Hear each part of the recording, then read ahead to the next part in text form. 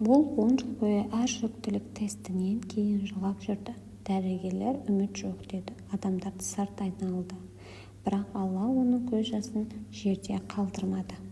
Айша тұрмысқа шыққанда өз өмірі дәл осылай болады деп ойламаған еді. Жас, үмітке толы, болашаққа сеніммен қарайтын. Күйеуі Ерлан ел қатарлы жұмыс істейтін, тым қатты сөйлемейтін, бірақ сөзіне берік адам болатын. Алғашқы айлар бақытпен өтті. Таңертеңгі шай, кешкі әңгіме, болашақ туралы тәтті жоспарлар. Алдымен біріншісі қыз, артынан ұл болады деп бірге күлетін еді. Айша да іштей Алла бәрін береді ғой деп ойлайтын. Бірақ бір жыл өтті, ештеңе болмады. Алғашқы 2 жылда ешкім ештеңе демеді. Жастар ғой, әлі ерте, қуаламай жүрсін. Айша әр ай сайын күтті. Әр тексерістен кейін өзіне сендіргісі келді, бірақ қуанатын жаңалық болмады. Түнде қабырғаға қарап жатып ойлайтын, мүмкін Алла сынап жатқан шығар деп. 3-ші жыл басталғанда өзгелердің дауысы шықты. Енесінің сөздері қысқарып, салқындай бастады. Туыстар келгенде әңгіме міндетті түрде осы жерге тірелетін. Айша үндемейтін, бірақ ішкі әлемі біртіндеп қирап бара жатты. 4-ші жылы олар дәрігерге барды. Алғашқы талдаулар, күтулер, ұзын дәліз, суық орындық.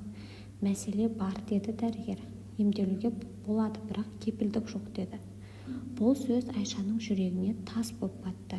Ем басталды, инфекциялар, күнде дәрі, инъекциялар. Ағзасы әлсірей бастады, шашы түсті, көңілі түсіп жүрді, бірақ бәріне шыдады. Бәлкім ана болу үшін осындай жолдардан өту керек шығар деп өзін жұбатты. 5-ші жыл. Бұл жыл Айшаның жадында мәңгі қалды. Себебі апасы бір күні ашық айтты. Еркекке бала керек, ертеңгі күні әке атанбаса өмірінің мәні қайда? Бұл сөз жүректі жаралады. Көрші келіндер көзге тіке қарамайтын болды. Тойға барса жас аналармен қатар отырмайтын. Айша өзін керексіз сезінді, әйел емес сияқты. Түнде жайнамазға отырып, Алла мені жазаладың ба, қай жерде қателестім деп жылады. Бір күні Айша шыдай алмады. Егер қаласаң, басқа әйел ал деді күйеуіне. Ерлан үнсіз қалды. Сосын жай ғана, мен сені бала үшін алған жоқпын деді. Осы бір ауыз сөз Айшаға дем берді. Бірақ ішкі қорқыныш кетпеді. Бүгін ол осылай дейді, ертең не боларын кім білсін деп. 6-ші жыл, 7-ші жыл өтті. Ем нәтиже бермеді. Дәрігер шанс өте аз деп кесіп айтты. Айша сол күннен бастап басқаша адамға айналды. Жымиюды ұмытты. Тек сырт көзге күшті көрінуге тырысты. Бір күні автобуста жас ана жылап тұрған баласын жұбата алмай отырды. Басқалар ренжіді, ал Айшаның көзінен жас парлап кетті. Мен болса сол жылағанына да шүкір дер едім ғой деп. 9-ші жылы Айша емнен бас тартты. Енді болмайды деді ішінен. Ол мешітке жиі баратын болды. Дұғаны өзгеше қылып оқи бастады. Бала бер деп емес, сабыр бер деп сұрады. Ол жетім балаларға көмектесті. Бір баланың басына сипағанда жүрегі шым ете түсті. Мүмкін менің ана болуым осындай шығар деді. Сол кезден бастап жүрегі жеңілдеді. Ол 11-ші жылға аяқ басқан кезде Айша бір түрлі әлсірей бастады. Таңертең басы айналады, иістер жүрегін айнытады. Әдеттегі жағдай деп ойлады. Бірақ бір түнде жүрегі секем алды. Дәріханаға барды. Үйге келіп, жалғыз қалғанда тест жасады. Қарап тұрды. Бір жолы, сосын екіншісі баяу көрінді. Айша тізерлеп отыра кетті. Сол кезеңде оның аузынан мынадай сөздер шықты. Алла, рахмет саған деген. Дәрігерге барса, УЗИ түсіріп, сосын ұзақ үнсіздік болды. Құттықтаймын, егіздер деді.